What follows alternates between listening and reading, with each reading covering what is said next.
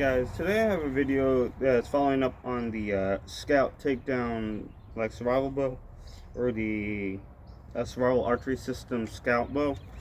If you guys know that, if you guys have bought this bow before, you already know that it's already cut past center, so it's really hard for you to go and put an arrow on it and just fire it like this all the time. Well guys, like I said, I don't really like putting flipper rests on a bow. I don't like going and doing anything with putting a whisker biscuit on these bows right there, unless I really just have to right there. Well, I was watching Tech Scribner Outdoors, because I used to watch him a lot. I still watch him a lot because he's my influence for trying to shoot a 100-pound bow. I just ordered a 90-pound bow. It should be coming in at the end of April, and hopefully that comes in at 90 pounds. If it comes in around 85 at 28 and 90 pounds at 30, that's fine. I can work with that. It gives me a little bit more time to work on my muscles. But what I want to talk to you guys today was, a lot of the bows that he has, he's always said he's not a fan of flipper rests and stuff. I like a flipper rest. I'll shoot it, but it'll give out after 100 shots. Well, what I decided to do, kind of as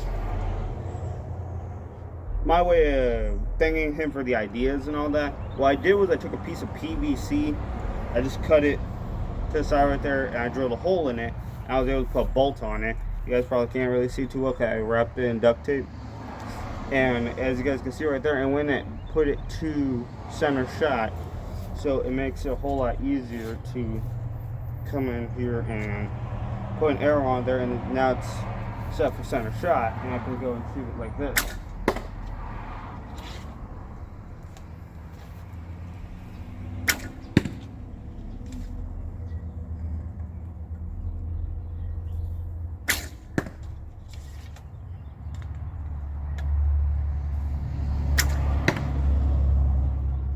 And guys, I really like that. I like that really, because now I can take this down, have it packed away it was coming here. And guys, I did go and I wrapped the handle right there, so it's just a little bit more comfortable. I don't like feeling this whole hollow space right here, so I kind of just built into that and made it feel a whole lot more comfortable for me.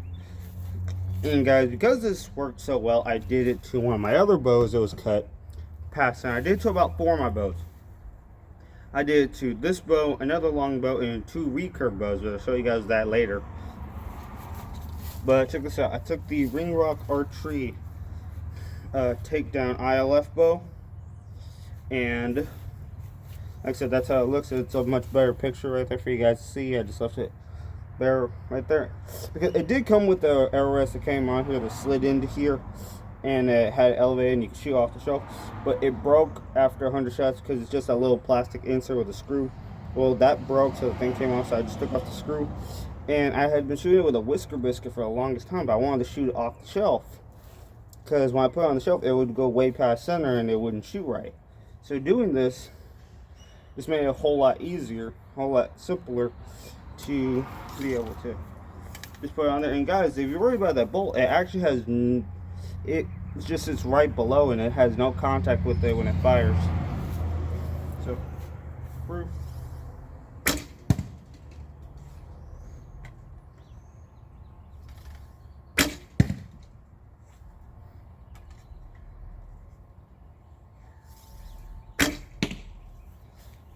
It's just that simple right there, and because it's cheap, it's effective. I made it practically by just cutting a piece of PVC, heating it with a heat gun, pushing it down with a 2x4, and waiting 60 seconds.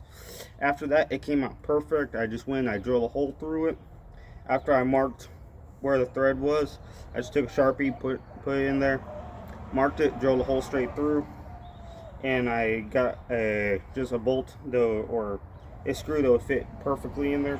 And as you guys can see, it goes exactly to center shot, and that's exactly what I want. I wanted this to go to center shot, so that way, even if I take some, guys, I'm gonna take this stabilizer off and go to the store and find a screw that matches the threads, so that way I can put that on here, because like I said, I don't really shoot with stabilizers as much. The only reason I have stabilizer on here is so it can hold this in place.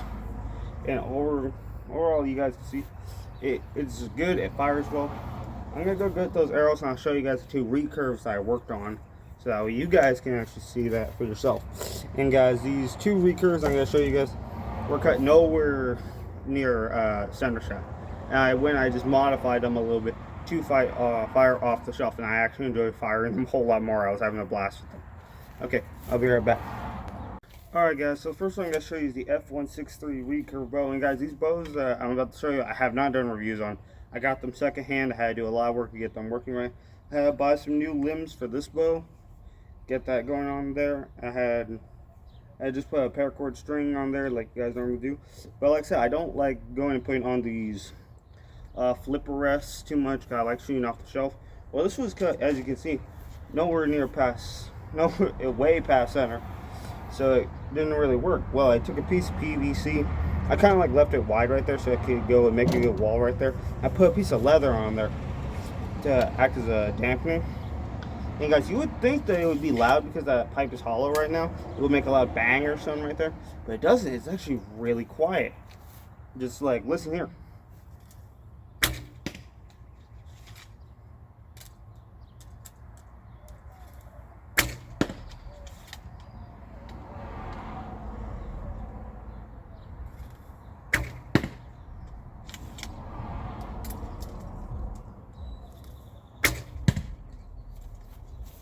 Just like that, you guys see, super quiet, even when I have this recurve.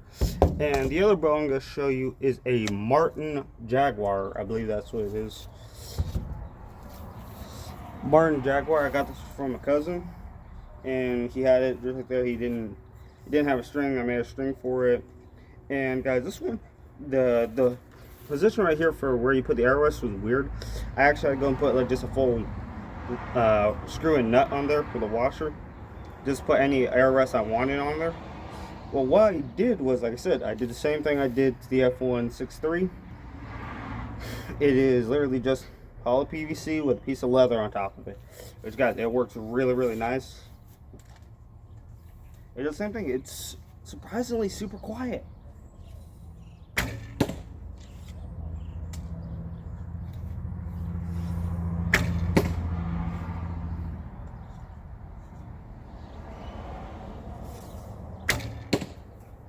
And guys, that was actually a really good grouping I got out of this bow right there. Which, guys, like I said, and is amazing to see these things. I got this off of Tech Scrivener Outdoors. He uses mostly industrial belting, leather, strike plate, and stuff from Three Rivers Archery. I don't. This is just stuff I had lying around the house. But like I said, the concept is the same. Everything's the same right there. Which, guys, I thought I would have to put some sort of wrapping on these because, like I said, it's hard plastic on stuff. But after I did my first fire, just kind of like test it out, it was absolutely incredible to see just how well the arrows tune out of a bow like this. Which, guys, yes, I'm shooting duct tape arrows because I do have normal arrows that are feather fleshed and all that. However, I just got those and I already broke 2 of them, and I have a thing coming up, an archery convention I want to go to. So I'm trying not to destroy those right now. So overall, like I said, I got 4 bows here. I show you that this method works wonderfully.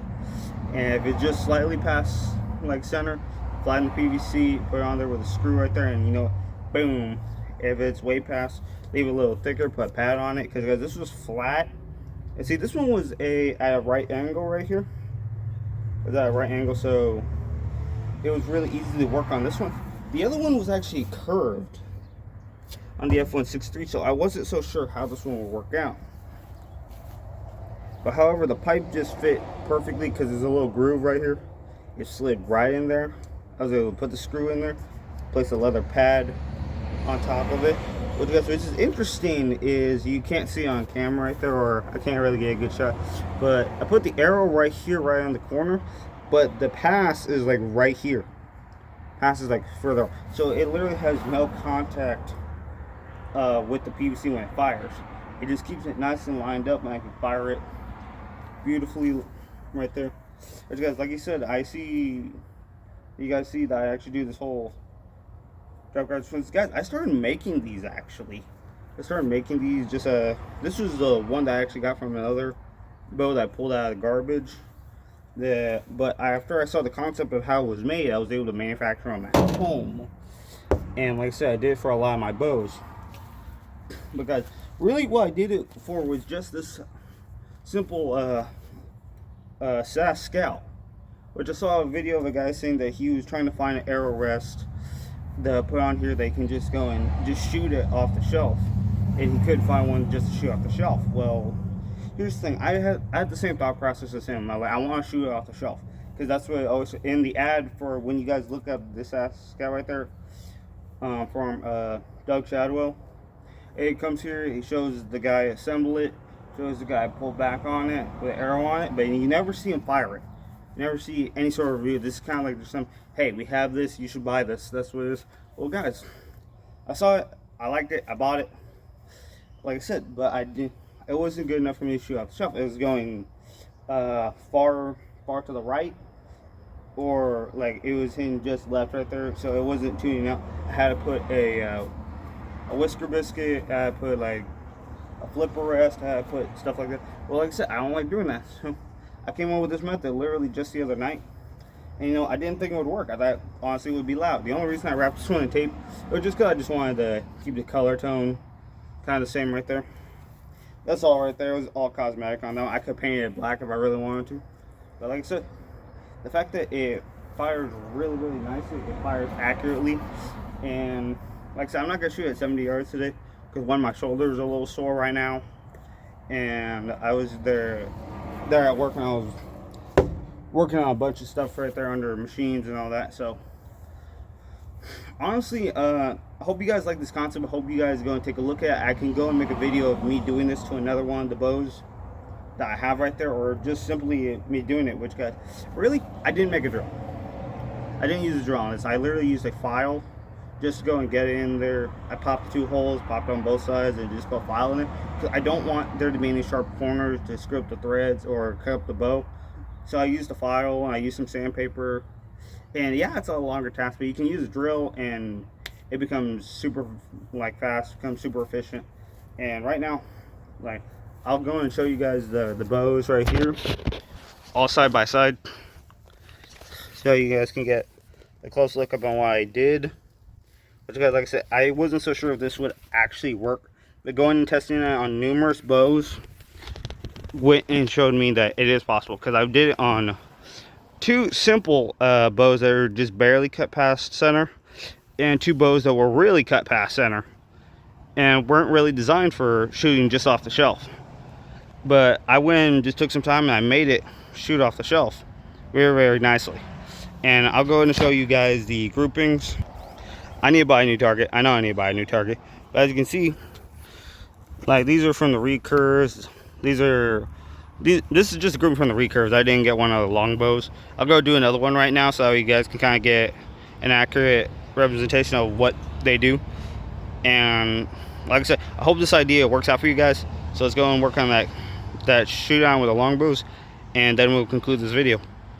Which, guys, I'm sure there are like strike plates that will work very well for this. I saw the Hoyt Satori strike plate for like 39 bucks, and I saw a couple other just basic strike plate, but those things are just meant for bows that are already at center shot. I want to shot high. I'm not used to shooting a 45. A little short. Which, guys, the ones that I put like 4 feathers on seem to fly the best out of these.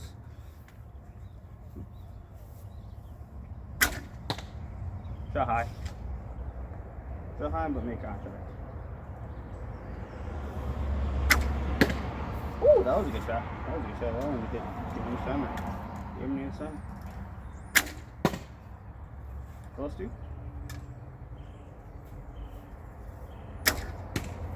It's like I said, I'm sure the Hoyt Satori would actually be a good thing for that, but the way I saw that, it's not cut flat, it's cut kind of like curved into the specific Hoyt model ILF bows. So there's really nothing for this. You can go and, one of the things I actually did, guys, was I wrapped it completely in duct tape, but that looks crappy. That doesn't look nice. It doesn't look, see, this one looks a whole lot better. It looks a whole lot better, because, guys, I could actually go and take a piece of PVC and just fill up this entire gap right here. But the way I have this set up, it actually keeps that nice side window, and it keeps that arrow nice and centered. So whenever I'm shooting, it's just a beautiful shoot. Okay, let's go and take a look at that group. And that wasn't the best grouping I've had. I haven't shot in a 45 in a while. I'm shooting 50 and above. So guys, like I said, I was shooting high in a couple of them, but I got a couple around the center of the bag right there. I know this target is completely destroyed. I am working on getting another target, but right now, this is what I got. This is what I'm working with. And this is just what's left of that bag. Literally, I've been using that bag for so long. This is all that's left of it. I need to get rid of it. But overall, and you guys can see, like the entire backboard. But guys, this entire backboard actually is, I had to shift it over because we already busted a hole to the back of that one. But this is why I had got a nice long one, so that way we can avoid having this scenario all over again. But like I said, I hope this idea worked out for you guys. Like I said, we're gonna try to get, I have a couple more bows coming in. Like I said, I got the 90-pound bow coming in. I got another long bow coming in for us. So I got 2 bows coming in, and we're gonna check those out. And hopefully we'll go and get some more videos out. I know we haven't posted anything in a while right now, but like I said, we've been busy and we got some stuff to do today. Luckily today, it looks like it's gonna be a nice day. Sun's out. And like I said, I really got like nothing else to add on this video because I just really wanted to show you guys this idea I came up with. It's cheap, it's effective, it works, and you guys can see you can do it on a variety of bows. Like I said, I did it on bows that were just barely past center and some that were really past center, and it does the exact same thing. It fires beautifully, and I have more fun shooting off the shelf than with any of these $30 to $70 arrow rests. Some of them I've seen go up to 200 bucks, and I really don't want to go pay that much money for an arrow rest right there that probably won't even work on this bow. So overall, I thought this was a cool idea. If it works for you, it works for you. It works for me. I'm not saying it'll work for you, but I'm saying, hey, go try it out. What can you lose? It is literally, I built for like less than $3. So it's up to you guys. Like I said, all you're gonna need is a screw from like one of your arrow rests right there, and go get a piece of PVC. You can heat it up with a lighter. You can heat it up with a heat gun. I think it's easier to do it with a heat gun. I've seen guys do it with a stovetop. They just put it on a stick, put it over a stovetop, let that heat up, and then they kind of squish it down. But overall, that's all I got for this video. I hope you guys really liked it. Please like and subscribe. I hope this gets out to Tech Scribner Outdoor, and I thank him for all the videos that he does. And like I said, it was his ideas right there, because I've seen a lot of the ideas that he's got with the whole industrial belting, or the how to string his what's a good bowstring. But I really want to get into the 100-pound bows. I'm shooting around, my height maximum right now is 85 pounds. I ordered a 90-pound bow. Hopefully comes in to a 90 to 95-pound range, and then I can move up to a 100-pound like bow right there. That's where my goal is. Hopefully I can get there. Please help me get to 300 subscribers. We're at 270 now. Thanks for all the love and support you guys have been showing me. And like that, please leave more comments. I love reading the comments right there and getting your guys' feedback. All right, so that's all I got for you guys today. Please like and subscribe, and I'll see you in the next video.